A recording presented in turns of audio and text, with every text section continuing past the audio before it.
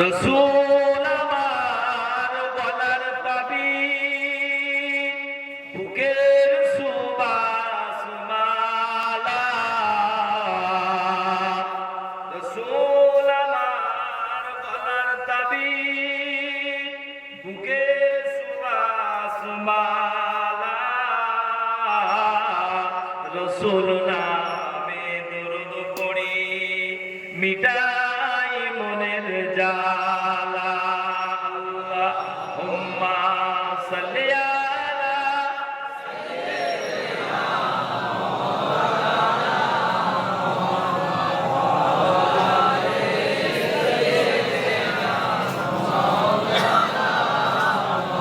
রসুল আমার আলোর আশা,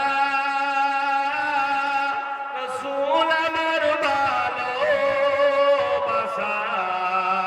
রসুল আমার আলোর আশা, রসুল আমার ভালোবাসা।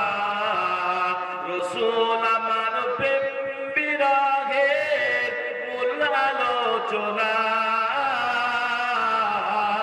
রসুল আমার কাজে কর্মের অনুপ্রেরণা। আল্লাহুম্মা সাল্লি আলা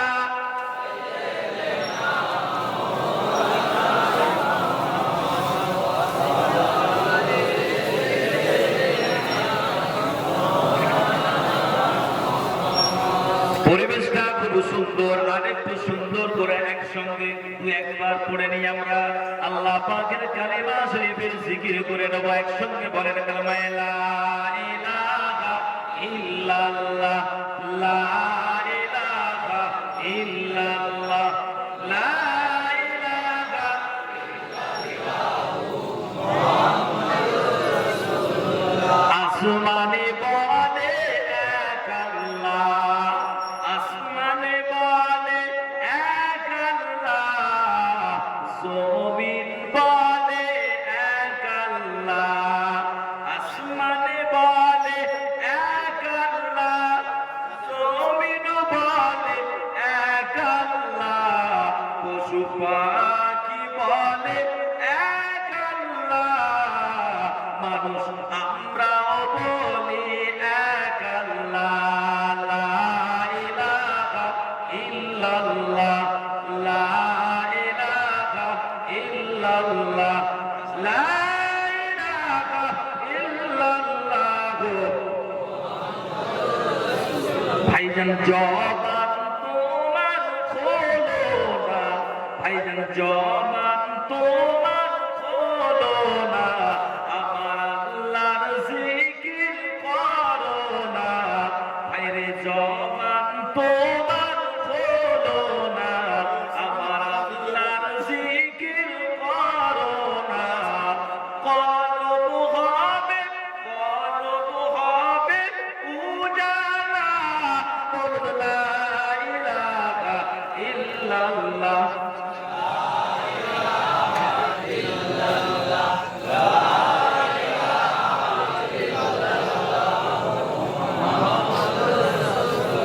জোরে জোরে বলেন আল্লাহ আল্লাহ আল্লাহ আল্লাহ আল্লাহ আল্লাহ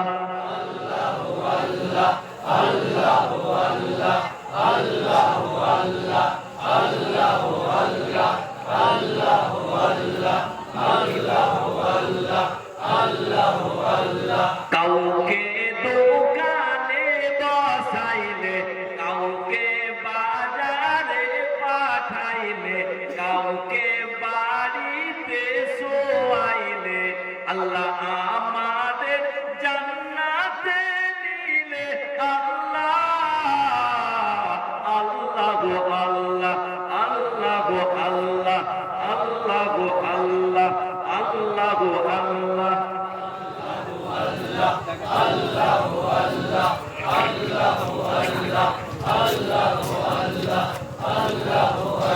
কাউকে বানাইলে, কাউকে বানাইলে কালিমুল্লাহ, কাউকে বানাইলে খালিলুল্লাহ, কাউকে বানাইলে জাবিহুল্লাহ।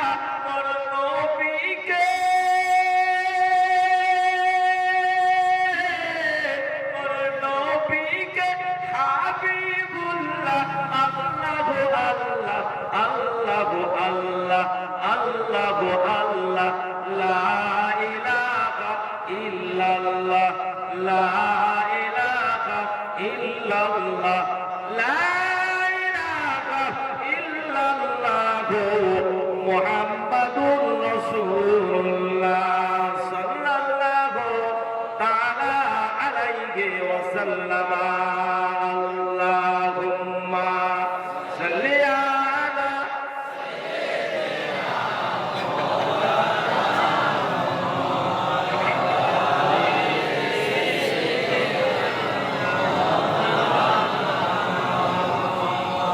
আল্লাহ পাকের দরবারে অসংখ্য প্রশংসা যে আল্লাহ এত সুন্দর একটা পরিবেশ আমাদের দান করেছে। এত একটা সুন্দর পরিবেশ আল্লাহ পাক আমাদের দান করেছে, ঠিক কিনা বলুন? এত সুন্দর পরিবেশে বসে আমরা ছোট্ট ছোট্ট করে দুটো কথা, দুটো জিকির, দুটো তাসবিহ, দুটো তেলাওয়াত করতে পাচ্ছি, এইটুকু যে আল্লাহ পাক আমাদেরকে অবকাশ করে দিয়েছেন, এর জন্য প্রশংসা যাবতীয় কার জন্য? আল্লাহ। আপনার আমার কোনো নিজস্ব কারো কোনো ক্ষমতা নেই। আমরা বিশ্বাস করি, আমরা ইমানি ভাবে মনে করি যে আমাদের নিজস্ব কোনো পাওয়ার, কোনো ক্ষমতা নেই। কেননা যে আল্লাহর হুকুম ছাড়া একটা কুটিও নড়তে পারে না, তার হুকুম ছাড়া আমাদের এত বড় বডি এখানে এসে উপস্থিত হবে, এটা হতে পারে? আর যদি আপনি মনেও করতেন যে আজকে জলসায় আমি থাকবো, হয়তো আল্লাহ এমনই কাজ আপনার দিয়ে দিতেন যে আপনাকে যেতে বাধ্য হতে। আবার কেউ ভেবেছে হয়তো আমি থাকবো না, আজকে থাকা যাবে না, দেখবেন ও হয়তো একটু ঘুরে আসে, দেখবেন হয়তো মাঝখানে এসে বসে আছে, সারাক্ষণ বসে থাকে। তো কে আনালো? আল্লাহ। তা আপনার আমার এই উপস্থিতি সমস্ত কিছু কার জন্য? আল্লাহ পাকের জন্য। তিনি আনিয়েছেন। তাই গুণগান, গুণকীর্তন, প্রশংসা, ধন্যবাদ, থ্যাঙ্কস যাই বলে, সানা, হাম, সমস্ত কিছু কার? আল্লাহর জন্য। এই জন্য আমরা সমবেত ভাবে একসঙ্গে আল্লাহর প্রশংসা আদায় করে একটু জোরে সোরে বলবো আলহামদুলিল্লাহ। মাশাআল্লাহ। অনেক ছোট্ট পরিবেশ পাই, অনেকদিন এরকম ছোট্ট মজলিস এরকম কাছে এসে বসে, আজকাল তো আরো বড় দেখা ওয়াজ নসিহত বোঝানো, বুঝে নেওয়া, দিনকে কিছুটা শেখা, কিছুটা নিয়ে বাড়িতে যাওয়া, এই পরিবেশ আর নেই। এখন সব ফ্যাশন। ও বসলো 2 ঘন্টা বক্তব্য ছেড়ে দিলাম, চলে গেলাম, কে কতটা নিল কি করলো কোনো দেখা নেই। এই যে পরিবেশটা, এই পরিবেশটা ভারী সুন্দর। এটা আগে ছিল পাড়ায় পাড়ায়, ঘরে ঘরে, এটা ওই আপনার দলিজে দলিজে আগে হতো। পীরানা তরিকাত মাশায়েখ ইসলামদের আমরা দাওয়াত করে আনতাম, তারা বসে, বাবা একটু সুবহানাল্লাহ পড়ো না, একটু জিকির করো না বাবা। কেন করাতে? বোকা ছিলেন? নাউযুবিল্লাহ। আর আপনারা খুব চালাক, বড় বড় স্টেজ করে, মাইক করে, বড় বড় দামি দামি বক্তা এনে লাইটিং করে চারিদিকে সাজিয়ে বিরাট কিছু করেছি আমরা। না, আসল কথা হলো আপনি কতটুকু নিচ্ছেন, কতটুকু শিখছেন, সেইটুকু শিখে নিয়ে বাড়িতে যাচ্ছেন, এটা হচ্ছে বিষয়। দেখবেন পীরানা তরিকাত মাশায়েখ ইসলামদের, আমাদের ফুরফুরা শরীফ থেকে হুজুর কিবলারা আসতেন, মেদিনীপুর শরীফ থেকে হুজুর কিবলারা আসতেন, বিভিন্ন এই তরিকাতের মাশায়েখরা আসতেন। তারা দেখবেন, বাবা একটু কুল আল্লাহ শরীফ পড়ো তো, একটু সূরা ফাতিহা পড়ো তো, পড়িয়ে দিয়ে কি পড়িয়ে দিয়ে চলে যাচ্ছে। হুজুর কিছু বলবে, হাদিস কোরআন শুনবো, আমারও বিরক্ত হতো ছোটবেলায়। তারপরে দেখলাম ও এটা বড় বুদ্ধিমান লোক। যখন পড়াশোনা করলাম, যখন ইলম হাসিল করলাম, খানিকটা বুঝতে পারলাম, চোখ ফুটলো, তখন মনে না বড় চালাক। এদের এই যে ছোট ছোট বলিয়ে নেওয়া, হয়তো এটাই এদের নাজাতের জারিয়া হয়ে যাবে কবরের জন্য। জোরে বলুন না সুবহানাল্লাহ। অনেক কিছু শুনবো আমরা সারা রাত, কিন্তু আমল হবে না। সকালে দেখবেন ফজরের নামাজ কাজা, কি লাভ কি হলো শুনে? কবরে তো শুতেই হবে।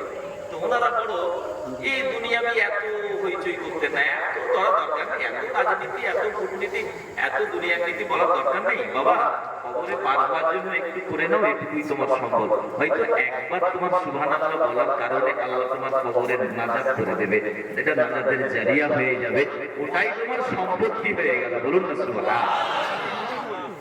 ওরা জানতে যা বলবো আমল করবে না, কিন্তু এখানে বসিয়ে বলিয়ে নেবো, ওটা কাজ হবে, ওটা তার রয়ে গেল পরকালের জন্য, ওটা তার পুটলি বেঁধে দিল, তার জোগাড় হয়ে গেল, এটা করিয়ে দিলেন। আসলে অক্ষমতাই নাই।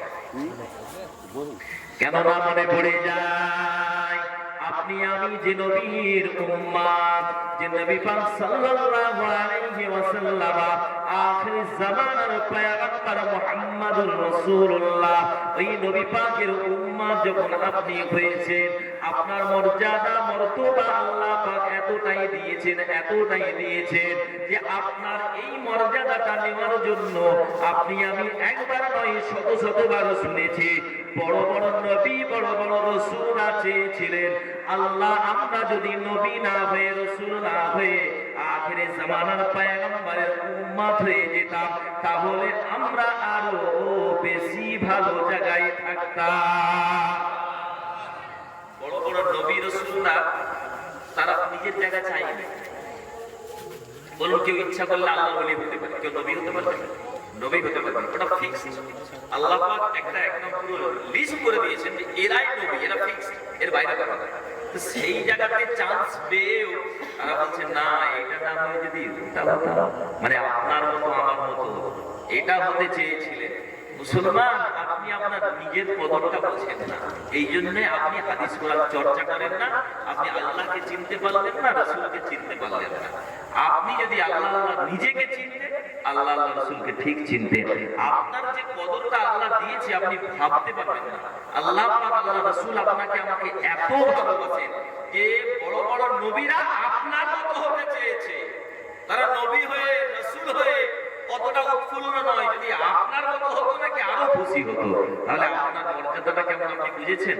আমার রাসূল বলছেন, আমার সাহাবীরা তোমরা জানো না মান আরাফা নাফসাহু, যে নিজেকে চিনতে পেরেছে, যে নিজের নফসকে চিনতে পেরেছে, মান আরাফা, যে চিনে নিয়েছে নাফসাহু, তার নিজের নফসকে যে বুঝতে পেরেছে, চিনতে পেরেছে, কদরটা যে জেনেছে, ফাকাদ আরাফা রাব্বাহু, নিজের নফসকে যে চিনতে পেরেছে ও তার প্রভু আল্লাহকে চিনে নিয়েছে। নিজেকে চিনুন না, আপনি আমি কে, আপনার আমার কদর কত, এটা আপনি আমি নিজেই জানি। ভাইরা আমার, মুরব্বীরা আমার, আমি বলছিলাম হয়তো আপনার বসাটা একটা সত্য মতো আপনি শব্দ উচ্চারণ করেছেন, একটা ছোট্ট শব্দ আলহামদুলিল্লাহ বলেছেন, হয়তো আপনি একবার আল্লাহু আকবার বলেছেন, হয়তো আপনি একবার সুবহানাল্লাহ বলেছেন। আমি বলছিলাম আজকে এই বসাটা একটা যদি সুবহানাল্লাহ আল্লাহ কবুল করে নেয়, তো আপনি যত সারা রাত ধরে মজার আওয়াজ শুনেন, যত হাদিস কোরআন আপনি শুনেন, আমল যদি না করতে পারেন, একবার সুবহানাল্লাহ একবার আল্লাহ বলাটা হয়তো আল্লাহর দরবারে যদি কবুল হয়ে যায়, ওই একবার আল্লাহ বলাটাই আপনার জন্য নাজাতের জারিয়া হয়ে যাবে। ও ভাইজানেরা, মুরব্বিরা, এই জওয়ান যুবকেরা, ছেলেরা, বাচ্চারা, মায়েরা, বোনেরা, বেটিরা, মনে পড়ে যায় আল্লাহ নবী দিন দুনিয়ার বাদশাহ দিনের বাদশাহ, তাজদারে মদিনা, আগে নামদার মুবাহির মওজুদা সাইয়্যিদুল মুরসালিন রাহমাতুল লিল আলামিন। হাদিস শরীফে বলেছেন, বিচারের দিনে, হাসরের ময়দানে, কিয়ামতের পরে আপনার আমার আল্লাহ হবেন কাজী, বিচারক। তিনি জাস্টিস হবে, বিচার করবেন। একদিন আপনাকে আমাকে, আপনার আমার সমস্ত আমলগুলো নিয়ে আল্লাহর সম্মুখীন হতে হবে, তার কাছে আপনার বিচারটা আল্লাহ নিজে করবে। ওই দিনে আমার রাসূল বলেছেন, বিচার করার জন্য, বিচারের সম্মুখীনের জন্য সকলে ত্রাহি রব হবে। এমন সময় একটা আল্লাহর বান্দা নিজে মনে মনে চিন্তা করবে, আল্লাহ আমি তো গুনাহগার, খাতাকার, বাদকার, শিয়াকার, আমার মতো গুনাহগার আর একটাও খুঁজলে পাওয়া যাবে না। এত গুনাহগার হয়ে আমি আল্লাহর সামনে কি করে গিয়ে দাঁড়াবো? সারাটা জীবনে একটা যদি আমার নেকি খুঁজতে যায়, ভালো কাজ খুঁজতে যায়, আল্লাহর পছন্দনীয় কাজ যদি খুঁজতে যায়, তাহলে আপনি গিয়ে চুপচাপ করে ওনার কাছে চলে যান, গিয়ে বলুন, জানেন আপনার সঙ্গে তো এত শত্রুতা, কিন্তু অমুক জায়গায় অমুকের কাছে আপনার নামে কি সুখ্যাতি করছিল, বললো মানুষটা কত পরেজগার, কত আল্লাহওয়ালা, এরকম সুন্দর মানুষ, নামাজের পায়গাম মানুষ আমি দেখি না। বলে হ্যাঁ আমার কথা এরকম বলেছে। বলে হ্যাঁ আপনার সঙ্গে যাই হোক না কেন, উনি কিন্তু আপনার অনেক সুনাম করছিল, আবার ওনার কাছে ছেড়ে দিয়ে ওনার কাছে চলে যান, গিয়ে বলবেন ভাই জানেন আপনার সঙ্গে ওনার তো বড় শত্রুতা আমি জানি, কিন্তু অমুক জায়গায় দেখলাম আপনার সম্পর্কে বলছে মানুষটা যা পয়সা রোজগার করে অর্ধেক তো দান করে দেয়। আহারে গরিব দুঃখী মানুষরা ওনার কাছে কত আশা করে আসে, আর উনি কত দানশীল মানুষ। যাক আল্লাহ অন্তত ওইটুকু দিয়েছে, আল্লাহর মাহবুব করেছে। আপনার সম্পর্কে কত সুখ্যাতি করছিল, আসলে কিছুই করে না। দুজনের কাছে দুজনের নামে সুখ্যাতির মিথ্যে কথা বলে দুজনকে জুড়িয়ে দেবে, আল্লাহর আরশটা খুশি হয়ে যাবে। দুটো জায়গা হলো। আর একটা জায়গা হলো বিবিকে ভালোবাসার জন্য একটু মিথ্যে কথা বলে দেবে, বিবির কাছে মিথ্যে বলা যাবে, একটু মিথ্যে বলে ওর মনোরঞ্জন করবেন, ভালোবাসা দেবেন, যাতে করে ফুর্তি থাকে, খুশি থাকে। আর বিবি যদি ঝামেলা করে, সব জায়গায় ঝামেলা, এই জন্য ওদেরকে খুশি করার জন্য একটু একটু কথা ঘুরিয়ে বলে দেবেন, কোনো ধর্তব্য হবে না। আর এর উপরে কেয়াস করে কোন মেয়ে যদি বিয়ে হয়, শ্বশুর বাড়ি গেল, প্রথম রাত্রিরে জওয়ান ছেলে বরেসে বলছে হ্যাঁ গো তুমি সত্যি করে বলো কোনো প্রেম টেম ছিল কিনা, জীবনে যদি 5টা থেকে 10টা প্রেম করে থাকিস, ও মুসলমানের ঘরের মেয়ে, তবে স্বামীর কাছে বলবি আমার থেকে পরেজগার মেয়ে তুমি জীবনে পাবে না। মিথ্যে কথা বলে দেবে। বললো তুমি কি সিনেমা কোনোদিন যাওনি? বলে সিনেমা যাওয়া দূরের কথা, দুলা ভাইয়ের কাছে চকলেট কোনোদিন খাইনি। এ কথা বলে না, স্বামী তোমাকে ভালোবাসবে। ও ভাইজানেরা, মুরব্বিরা, সংসারের শান্তি, দুনিয়ার শান্তি, পরিবারের শান্তি, রাষ্ট্রের শান্তি, পাড়া প্রতিবেশীর শান্তি, সমস্ত শান্তির নাম হলো ইসলাম। ইসলাম মানে শান্তি। এই শান্তির পক্ষে আপনি যদি করেন, আল্লাহ আপনাকে ক্ষমা করে দেবে। আপনি বলুন মিথ্যে কথা বলতে পারবো না, তাহলে নামাজ হবে না। চুরি করা যাবে না, তাহলে নামাজ হবে না। বাপের সঙ্গে খারাপ ব্যবহার করা যাবে না, তাহলে নামাজ হবে না। মায়ের সঙ্গে খারাপ ব্যবহার করা যাবে না, তাহলে নামাজ হবে না। এই যদি হয় তবে এই নামাজ পড়া আপনার জন্য বড় কষ্টকর, ঠিক কিনা বলুন? কিন্তু নামাজ যদি পড়েন আর যদি আপনি যত খারাপ কাজ করেন, তাহলে কি হবে? নামাজ হবে? কোরআন অনুযায়ী নামাজ হবে। একটু আগে বললাম, আজ ভুলে গেছেন নাকি? ঘুম পাইনি তো? ওই তাকবীর দেন তো, নারে তাকবীর। পিছন দিকটা নারে তাকবীর। একবার আল্লাহু আকবার বলার জন্য যদি জীবনের গুনাহ মাফ হয়ে যায়, তাহলে এই আল্লাহু আকবার জোরে একটা জোরে বলা যাবে না? নারে তাকবীর, নারে তাকবীর। মাশাআল্লাহ, জেগে আছে তাহলে, সব ঠিকই আছে। হ্যাঁ, তাহলে নামাজ পড়ে খারাপ অশ্লীল কাজ করা যাবে না, তাহলে নামাজ কোরআন অনুযায়ী হবে না। এখন আপনি বলবেন এই নামাজ পড়া খুব শক্ত, গরু কিনেছি যদি সত্যি কথা বলি ওই গরু আর বিক্রি হবে না, একটু মিথ্যে বলতেই হবে, তাহলে ঝামেলা আছে। ভাইরা আমার, মুরব্বিরা আমার, আপনার যে নামাজটা পড়লে খারাপ কাজ করা যাবে না, মিথ্যে বলা যাবে না, চুরি করা যাবে না, বেঈমানি করা যাবে না, বোনের সঙ্গে খারাপ ব্যবহার, ভাইয়ের সঙ্গে খারাপ ব্যবহার, মায়ের সঙ্গে খারাপ ব্যবহার, বাপের সঙ্গে না খেতে দেওয়া, এই কাজগুলো করা যাবে না। অশ্লীল কথা বলা যাবে না, পাড়া প্রতিবেশীর সঙ্গেও ঝগড়া করা যাবে না। তাই যদি হয় তবে এই নামাজ পড়া বড় কষ্ট। ও মুরব্বিরা আমার, রাসূলের কথা বলে যায়। আল্লাহ রাসূল বললেন, হে আমার সাহাবীরা, তোমরা যে নামাজ পড়াকে এত কঠিন মনে করছো, আমি আল্লাহ রাসূল বলছি, আমি একটা ছোট্ট টিপস তোমাদের দেব, একটা চুটকি দেব। এইটা যদি মানতে পেরে যাও, এত কঠিন নামাজটা তোমাদের জন্য সহজ হয়ে যাবে। ও ভাইজানেরা, শুনবেন নাকি? এই কঠিন নামাজ সহজ করে পড়ার জন্য একটা চুটকি আছে। কে বলেছে? আমার রাসূল বলছে। একবার শুনে নিন, জেনে নিন। আল্লাহ রাসূল একটা ছোট্ট কথা বলেছে, এই কথাটা যদি মানতে পারেন তো এই কঠিন নামাজটা আপনার জন্য সহজ আর সহজ হয়ে যাবে। ছোট্ট করে একটা গল্প বলবো, সম্পূর্ণ নিজের ধারণা থেকে। আমি যেটা সবাইকে বলি আপনাদেরও বলে যাই। ভাইজান, মোবাইল দেখেছেন? মোবাইল দেখেছেন তো? এর আগে কি ছিল বলুন তো? যারা আছে কিছু কিছু মুরব্বী মানুষ এখানে এই দোয়া হয়ে যাবে, শেষ হয়ে যাবে। দরুদ শরীফ পড়েন, আল্লাহুম্মা সাল্লি আলা সাইয়্যিদিনা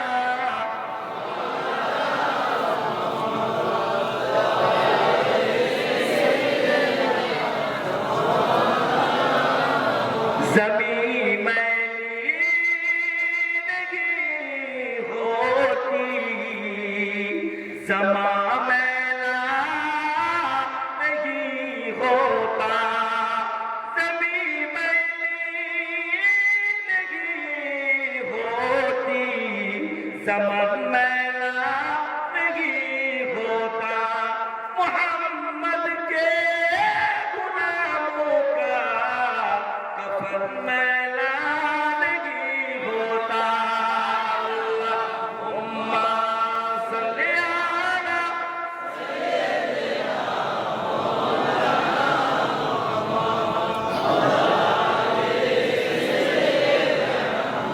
মাওলানা মুহাম্মদ। আয়রা আমার মুরব্বিরা, খুব সংক্ষেপ করে ছেড়ে দেব, আপনাদের বলছি না। এত কঠিন নামাজটাকে আল্লাহ কোরআন বলছে, যখন তোমাকে খারাপ কাজ থেকে, কোন রকম পাড়া প্রতিবেশীর উৎসারণা থেকে, কোন রকম ফাহেজ কথা, চুগলি কথা বলার থেকে তুমি যদি সরে না যেতে পারো, তোমার নামাজটা কোরআন অনুযায়ী নামাজ হবে না। এর থেকে বাঁচবে কেমন করে? রাসূল বললেন ছোট্ট একটা টিপস আছে। ও ভাইজান, আমি বলছিলাম মোবাইল দেখেছেন, এর ভেতরে একটা ব্যাটারি আছে। আর একটা কথা বলি, আগের জামানায় যেটা ছিল, একটু কয়েক বছর আগে স্মার্টফোন ছিল না, ছোট্ট একটা ব্যাটারিওয়ালা ফোন ছিল, শুধু ফোন আর মেসেজ হতো। ওই ভেতরে একটা ছোট্ট ব্যাটারি আছে, ওতে বেশি লোড ছিল না। একবার চার্জ দেবেন, 3 দিন থেকে 4 দিন চলবে। হতো কিনা বলুন? যখন নতুন আপনি কিনেছেন ফোনটা, আপনি চার্জে গুঁজে দিন, দেখবেন 2 ঘন্টা চার্জ খাবে। মনে রাখবেন ভালো করে, 2 ঘন্টা 2 ঘন্টা চার্জ খাবে। আর চার্জের ব্যাকআপটা দেবে কতদিন? 3 থেকে 4 দিন। কথা বলছেন সারাদিন চার্জ ফুরোচ্ছে না, কিন্তু চার্জ যখন লাগাবেন 2 ঘন্টা পুরো চার্জ খাবে।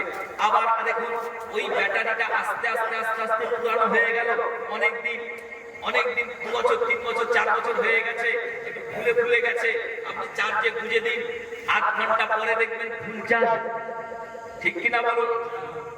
যখন প্রথম নতুন ছিল তখন 2 ঘন্টা খাচ্ছে, ফুল চার্জ আর হচ্ছে না, তাও শেষে যে একটা মিটমিট করছে।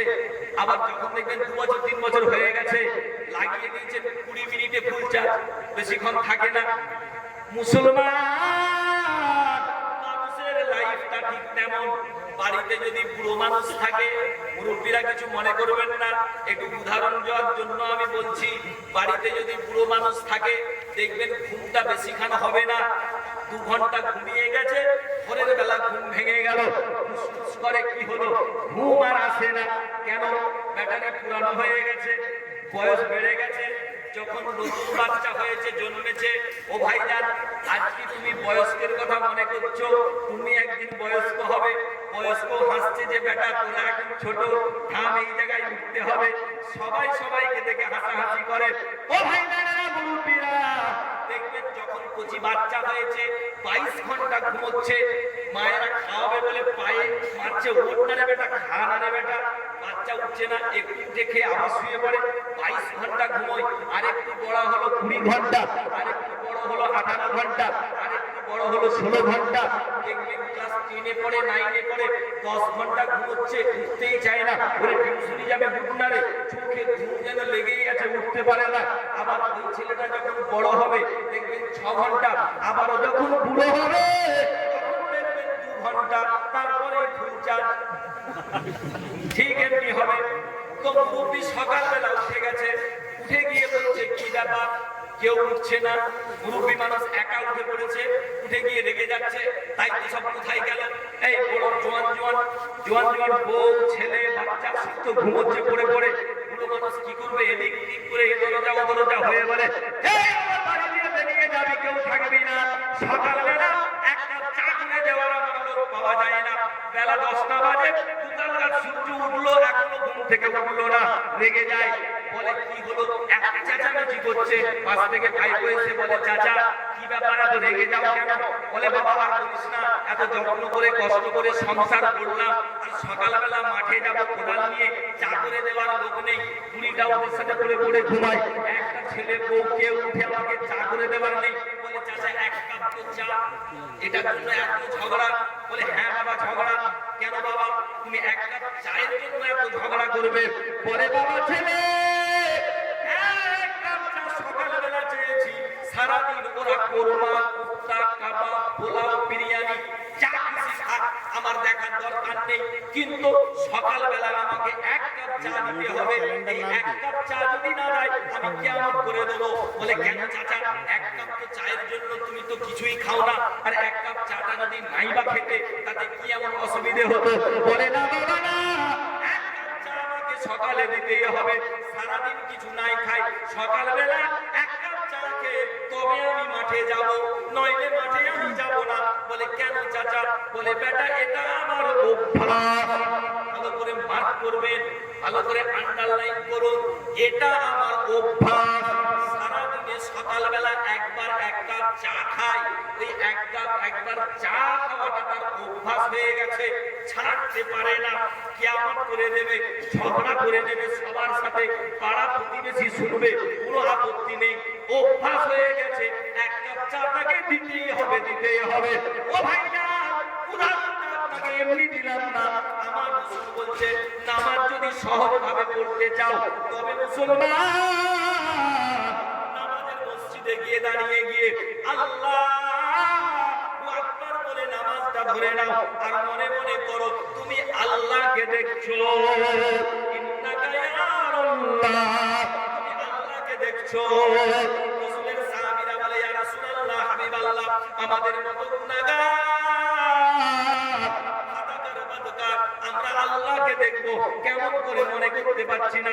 রাসূল বললেন, তবে এক কাজ করো, তুমি মনে করো আল্লাহ তোমাকে দেখছে। রাসূলের টিপস যেটা বলছিলাম, একটা টিপস দিলে নামাজ পড়া সহজ হবে, কোরআন অনুযায়ী নামাজ পড়া যাবে। এই কঠিন নামাজটাকে রাসূল একটা টিপস দিয়ে সহজ করে দিলেন। আপনাদের বোঝাবার জন্য আমি এই উদাহরণটা দিলাম। আসুন, একবার আপনি যখন নামাজে যাবেন তখন মনে মনে করবেন আল্লাহ আমাকে দেখছে। ফজরে দাঁড়িয়ে বলবেন আল্লাহ আমাকে দেখছে, জোহরে দাঁড়িয়ে বলবেন আল্লাহ আমাকে দেখছে, আসরে দাঁড়িয়ে বলবেন আল্লাহ আমাকে দেখছে, মাগরিবে দাঁড়িয়ে বলবেন আল্লাহ আমাকে দেখছে, ঈশায় দাঁড়িয়ে বলবেন আল্লাহ আমাকে দেখছে। ভাই কতবার হলো? 5 বার হলো। সারা দিনে 5 বার বলবেন আল্লাহ আমাকে দেখছে। সারা দিনে একবার যদি এক কাপ চা খেয়ে আপনার অভ্যাস হয়ে যায়, ছাড়তে আপনি পারেন না, তো সারা দিনে 5 বার যদি আপনি বলেন আল্লাহ আমাকে দেখছে, ও ভাই অভ্যাস হবে কি হবে না বলুন? যদি অভ্যাস করে নিতে পারেন আল্লাহ আমাকে দেখছে, আপনি চুরি করতে যাবেন মনে পড়ে যাবে আল্লাহ আমাকে দেখছে, আপনি যখন মিথ্যে কথা বলতে যাবেন মনে পড়ে যাবে আল্লাহ আমাকে দেখছে, আপনি যখন মায়ের সাথে খারাপ ব্যবহার করতে যাবেন মনে পড়ে যাবে আল্লাহ আমাকে দেখছে। ও ভাইরা মুসলমান, আমার রাসূলের কথাটা মনে করে যদি এই আল্লাহ আমাকে দেখছে চা খাওয়ার মতো অভ্যাস হয়ে যায়, তাহলে প্রত্যেকটা পাপ করতে যাবে আল্লাহ আমাকে দেখছে মনে পড়ে যাবে। আর মনে পড়ে গেলে আপনার পাপ থেকে আমার আল্লাহ আপনাকে বাঁচিয়ে দেবে। নামাজটা নামাজ হয়ে যাবে, আপনি আল্লাহর মাহবুব হয়ে যাবে। বলুন না সুবহানাল্লাহ, নাই তাকবীর।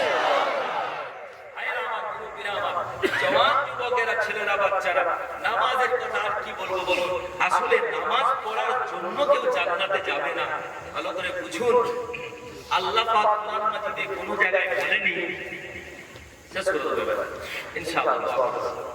আল্লাহ আল্লাহ পাক নামাজে মানে কুরআন মাজিদে কোনো জায়গায় বলেনি যে আমি আল্লাহ নামাজীদের সঙ্গে আছি, বলেছে? কেউ বলতে পারবে?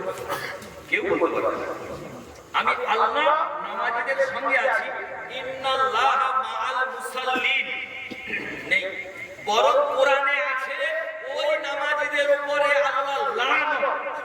নামাজ পড়ছে তাও আল্লাহ তার উপরে লানত, তাদের উপরে যারা ইতিমের মাল ভক্ষণ করে। তাব্বাত ইয়াদা আবি লাহাবিন ওয়া তাব আরাআইতাল্লাযী ইউকাযযিবু বিদ্দীন ফাযালিকাল্লাযী ইয়াদুউল ইয়াতীম ওয়া লা ইয়াহুদ্দু আলা তুআমিল মিসকিন ফাওয়াইলুল লিল মুসাল্লিন। ওই মুসল্লিদের উপরে আল্লাহর লানত হবে। কে বলছে? আল্লাহ বলছে। তাহলে নামাজ পড়েও আল্লাহ লানত দিয়েছে। প্রমাণ কিনা বলুন, কোরআন কিনা বলুন? নিজে বানানো কথা বললাম না। তাহলে নামাজি হয়ে গেলে সব পার পেয়ে যাবেন না। নামাজটা নামাজের মতো করতে হবে। নামাজ যদি নামাজের মতো করে তবে ইসলামের প্রতিষ্ঠা হবে। ও মুসলমান, আমরা যদি খারাপ কাজ না করি, অন্যায় কাজ না করি, পাপ কাজ না করি, সবাইকে যদি আল্লাহকে ভয় করি, তাই যদি করি, গোটা পাড়াবাসী দেশবাসী আমরা সবাই মুসলমান হয়ে গেলাম, নামাজি হয়ে গেলাম। আর নামাজ মানে খারাপ কাজ করবেন না।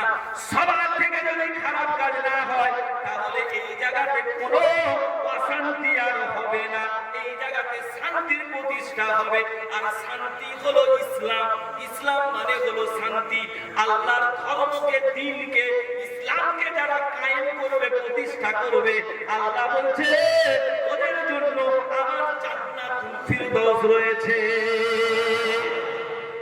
সুতরাং আপনি শান্তির জন্য নামাজ পড়বেন, অশান্তির জন্য না। নামাজ পড়ে কারো পেছনে কাঠি দেবেন না। নামাজ পড়ে বেরিয়ে লোকের নুক্তাচুনি করবেন না। নামাজ পড়ে অহংকার করবেন না। নামাজ পড়বে মনের মধ্যে বুঝরিয়া রাখবেন না। তাহলে নামাজটা নামাজের মতো নামাজ হবে।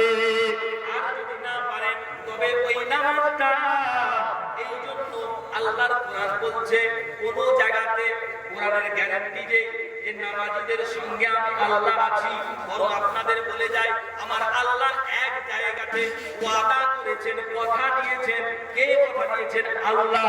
আল্লাহ বলছেন আমি কথা দিলাম, আমি প্রতিশ্রুতি দিলাম, আমি ওয়াদা করলাম, ইন্নাল্লাহা মা'আস সাবিরিন। ও দুনিয়ার মানুষেরা, আমি নামাজীদের কথা দিতে পারলাম না, আমি রোজাদারদের কথা দিতে পারলাম না, আমি কাউকে কথা দিতে পারলাম না যে আমি আল্লাহ তোমার সঙ্গে থাকবো। একজনকে কথা দিতে পারি, ইন্নাল্লাহা মা'আস সাবিরিন। ধৈর্য ধারণকারী হলে, সবরকারী হলে, সহ্যকারী হলে আমি আল্লাহ গ্যারান্টি দিচ্ছি, আমি স্বয়ং আল্লাহ তোর সঙ্গে বান্দা থাকবে। আপনি যদি ধৈর্য ধরতে পারেন, ও ভাইজান শুনুন, তবে নামাজীদের সঙ্গে যদি আল্লাহ থাকতো তাহলে কি অসুবিধে হতো একটু শুনে নিলে ভালো লাগবে। আপনাদের মনটা ফ্রেশ হয়ে যাবে। ভালো করে বোঝার চেষ্টা করুন। আল্লাহ যদি বলতেন ইন্নাল্লাহা মা'আল মুসাল্লিন, আমি আল্লাহ মুসল্লিদের সঙ্গে আছি, আমি নামাজীদের সঙ্গে আছি, তবে একবার খেয়াল করে দেখুন কারবালার জমিনে যেখানে হযরতে হুসাইন রাদিয়াল্লাহু তাআলা আনহু, তার এগনেস্টে ছিল কে? নামটা বলুন। ইয়াজিদ। মনে আছে না? ভুলে গেছেন? হযরতে হুসাইনের এগনেস্টে কারবালায় কে ছিল? ইয়াজিদ। ইয়াজিদের দলে কে ছিল? ঈমানদার ছিল কি ছিল না? তার দলের ঈমানদার ছিল। ও ভাইরা মুরব্বিরা, কারবালার জঙ্গ হচ্ছে, কারবালার যুদ্ধ হচ্ছে। একদিকে ইয়াজিদ বাহিনী, একদিকে হুসাইন বাহিনী। যখন নামাজ হচ্ছে, আযান হচ্ছে, নামাজের ওয়াক্ত আসছে, ওদিকেও নামাজ হচ্ছে, এদিকেও নামাজ হচ্ছে। আল্লাহ পাক যদি বলতেন ইন্নাল্লাহা মা'আল মুসাল্লিন, আমি মুসাল্লিদের সঙ্গে থাকবো, আমি নামাজীদের সঙ্গে থাকবো। ও আল্লাহ, তোমার হুসাইনের শত্রুদের সঙ্গে কি তুমি আল্লাহ থাকবে? আল্লাহ বলে না না না, ওপার অনেক আগেই চুকিয়ে দিয়েছি। আমি আল্লাহ কোথাও ওয়াদা করিনি যে আমি নামাজীদের সঙ্গে থাকবো, বরং আমি আল্লাহ বলেছি ইন্নাল্লাহা মা'আল মুসাল্লিন মা'আস সাবিরিন, আমি আল্লাহ সহ্যকারীদের সঙ্গে আছি। ও দুনিয়ার মানুষেরা, নামাজের সময় হয়ে যাচ্ছে, ইয়াজিদ বাহিনী নামাজ পড়ছে, হোসেন বাহিনী নামাজ পড়ছে, আমি নামাজীদের কথা উল্লেখ করি না। আমি বলেছি দুজনের মধ্যে খুঁজে দেখো কার মধ্যে সবর আছে, কার মধ্যে সহ্য আছে, কার মধ্যে ধৈর্য আছে। যার মধ্যে ধৈর্য আছে খুঁজে খুঁজে দেখো আমার হোসেনের ভেতরে ধৈর্য রয়েছে। আমি আল্লাহ ইন্নাল্লাহা মা'আস সাবিরিন, আমি সহ্যকারী, হোসেনের সঙ্গে আমি আল্লাহ রয়েছি। জোরে বলুন সুবহানাল্লাহ। নামাজি বলতে ওই নামাজি হতে হবে যার দ্বারা দ্বীনের প্রতিষ্ঠা হবে, যার দ্বারা ইসলামের প্রতিষ্ঠা হবে, যার দ্বারা শান্তির প্রতিষ্ঠা হবে। আর যেখানে আপনি ধৈর্য ধরবেন ওখানে শান্তি হবেই হবে, গ্যারান্টি। এই জন্য আল্লাহ গ্যারান্টি দিচ্ছে আমি শান্তি যারা পক্ষে, যারা সবর করবে আল্লাহ তাদের সঙ্গে আছি। এই জন্য বউয়ের সঙ্গে স্বামী স্ত্রীতে ঝগড়া হয়েছে, আপনি সহ্য করে নিন, ঝগড়া হবে না, অশান্তি হবে না। বাপ বেটাই হয়েছে, চুপ করে নিন, ধৈর্য ধরে নিন, অশান্তি হবে না। ভাই ভাই হয়েছে, চুপ করে নিন, ধৈর্য ধরে নিন, অশান্তি হবে না। পরিবারের মধ্যে হয়েছে, ধৈর্য ধরুন, অশান্তি হবে না। বাড়িতে বাড়িতে হয়েছে, পাড়ায় পাড়ায় হয়েছে, ধৈর্য ধরুন, দেখবেন ঝগড়া মারপিট হচ্ছে না। দেশে দেশে হয়েছে, গ্রামে গ্রামে, সেখানে কেউ ধৈর্য ধরুন, দেখবেন যে ঝগড়া অশান্তি হবে না। রাষ্ট্রে পররাষ্ট্র নীতিতে দেখুন যে রাষ্ট্রে রাষ্ট্রে ঝগড়া হচ্ছে, ধৈর্য ধরুন, দেখবেন রাষ্ট্রে রাষ্ট্রে ঝগড়া যুক্ত হবে না। যেখানেই যাবেন, কর্মক্ষেত্রে যান, পরিবারে যান, রাষ্ট্রীয় জায়গায় যান, বাজারে যান, হাটে যান, দেশে যান, যেখানেই যেই লেভেলে যাবেন আপনি সহ্য করে নেবেন, দেখবেন শান্তির প্রতিষ্ঠা হবে। আর আল্লাহ দ্বীনের নাম রেখেছে ইসলাম, মানে শান্তি।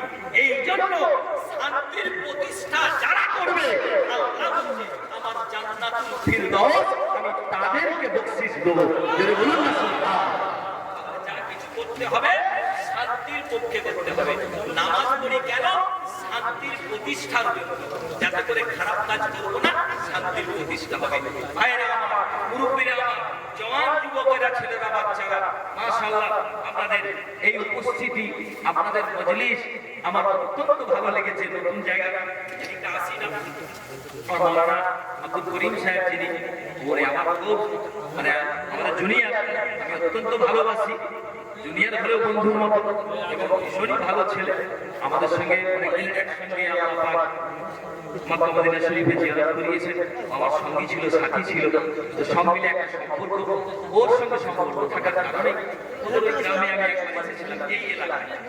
বাকি মোটামুটি ধরুন হুগলিতে পড়াশোনা করলাম, মিশনে ছিলাম, নাবাবিয়া মিশন, হাজি সাহেবের সঙ্গে আমার হাতেই গড়া ওঠা। তো ওই এলাকায় আমার বাড়ি অ্যাকচুয়াল কোলাঘাট, আর থাকি আমি চাকরি সূত্রে মেদিনীপুর শহরে। এই কোলাঘাট, মেদিনীপুর, বাঁকুড়া, এমনকি আল্লাহ ও জায়গায় প্রায় সব জেলাতেই আমি গিয়েছি কম বেশি। এমনকি আল্লাহ ভারত ছেড়ে বাংলাদেশেও ব্যবসা করতে নিয়ে যান। কিন্তু কথা বলে যে একটা তৃপ্তি হয়, এই তৃপ্তিটা কিন্তু আমাদের এখানে আছে, আলহামদুলিল্লাহ বলেন সকলে। আমি আপনাদের সার্টিফিকেট দিয়ে বলছি যে এই যে কথা বলে যে শান্তি আপনাদের কাছে, আপনারা যে সুশিক্ষক ভাবে, এত সুন্দর ভাবে উনি অতক্ষণ কথা বললেন, আমি এতক্ষণ বললাম, মানুষ বুঝেনি একটা খুব জরুরি না হলে আবার ফিরে এসে বসছে। আমি দেখলাম দু একজন বলছে আমাদের এসে বসল। এই যে সুশৃঙ্খল, সবচেয়ে বড় জিনিস হচ্ছে শৃঙ্খলা পরায়ণ হতে হবে মানুষ। শৃঙ্খলা পরায়ণ নামাজের মধ্যে কিন্তু সেটাই শেখায়। শৃঙ্খলা পরায়ণ যখন হবে সেখানে শান্তি হবে, বড় মানুষ হবে, আল্লাহ ভালোবাসবেন, দুনিয়ার মানুষের চোখেও আপনি ভালো হবেন। যাই হোক, আপনাদের জন্য খাস করে অন্তর দিয়ে দোয়া চাই যে আল্লাহ আপনাদের সত্যি আল্লাহ কবুল করুন তার প্রকৃত বান্দা হিসেবে। আল্লাহুম্মা আমিন। আমার ভালো লেগেছে, নতুন জায়গা, নতুন পরিবেশ, অথচ আপনাদের এই যে বসা মজলিস, বড় বড় মজলিসে আল্লাহ নিয়ে যায় 15,000 20,000 মানুষ, কিন্তু এই যে মজাটা সব জায়গায় পাওয়া যায়। এই যে বসে একসঙ্গে ভাই ভাইয়ের মতো কথা বললাম, বাবাজিদের সঙ্গে ছেলের মতো কথা বললাম, এই কথা বলাটা খুবই সুন্দর। সব জায়গায় এই মজাটা পাওয়া যায় না। আলহামদুলিল্লাহ, আপনাদের পরিবেশ পরিস্থিতি, আপনাদের সমস্ত কিছু আদব আখলাক আমাদের ভালো লেগেছে। আল্লাহ পাক আপনাদের কবুল করুন। সবচেয়ে বড় জিনিস আল্লাহ কবুল করলেন কিনা, এইটা বড় জিনিস। মন থেকে বলবো, অন্তর থেকে বলবো, খবরদার দুটি হক আছে, শেষ করে দিচ্ছি। দুটি হক আছে। একটি হলো হুকুকুল্লাহ, আল্লাহ। আমি যেটা উপলব্ধি করেছি, আমি আগেই বলে দিয়েছি, কেউ কিছু মনে করবেন না, কোন রকম আপনাদের আমি নসিহত করছি না। আমি আমার উপলব্ধিটা আপনাদের সঙ্গে শেয়ার করছি। আপনারা মানতে পারেন, নাও পারেন। আমি আপনাদের নিজেকে বললাম যে আমি এই উপলব্ধিটা হয়েছে আমার, কোরআন হাদিস পড়ে এত বছর পড়াশোনা করে এই উপলব্ধিটা আমি তৈরি করেছি আমার মধ্যে, এটা আপনাদের কাছে শেয়ার করলাম। যদি মনে হয় যে না মানুষের আপনার উপলব্ধি ঠিক আছে, আলহামদুলিল্লাহ মেনে চলবেন, হয়তো এটা আমার আপনার সবার জন্য নাজাতের জারিয়া হবে। বলুন আল্লাহুম্মা আমিন।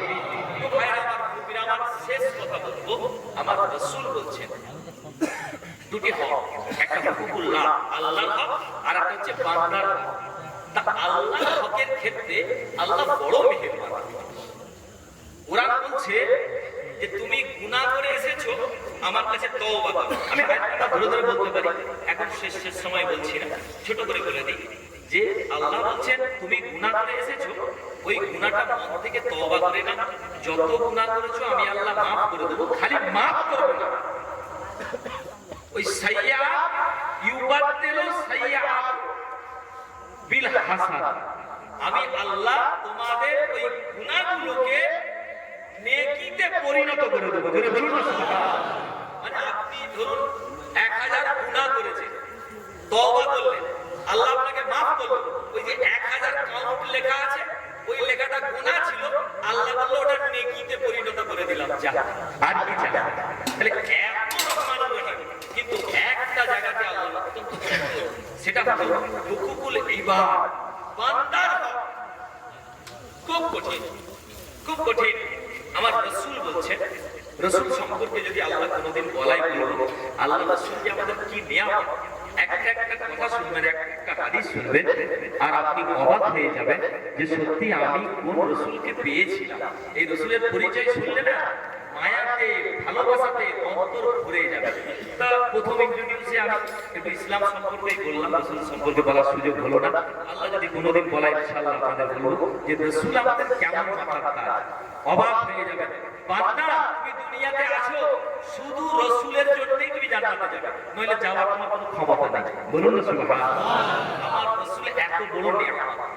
যাই হোক, সেই রাসূল নিজে শরীয়ত, ঠিক কিনা বলুন, তার কথা তিনি যদি একটা কথা বলে দেন, ওটা আপনার উপরে ওয়াজিব হয়ে গেল। রাসূল মুখে বলে দিয়েছেন এইটা করতে হবে, তো মানুষের উপরে ওয়াজিব হয়ে গেল, যে করতেই হবে, নালে গুনাহ। যে মুখ থেকে বলে দিলেই সেটা ওয়াজিব।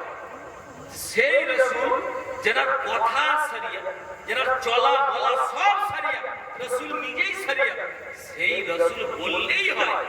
কিন্তু তিনি বলছেন না, কসম করে বলছেন, বলছেন আল্লাহে, আল্লাহর কসম। ইয়া রাসূলুল্লাহ, কি ব্যাপার? বলছে আল্লাহে, আবার আল্লাহর কসম। ইয়া রাসূলুল্লাহ, কি? বলছে আল্লাহর কসম। লা ইউমিনু, ওই লোকটা ঈমানদারই নয়, ওর ঈমানই নেই। কে?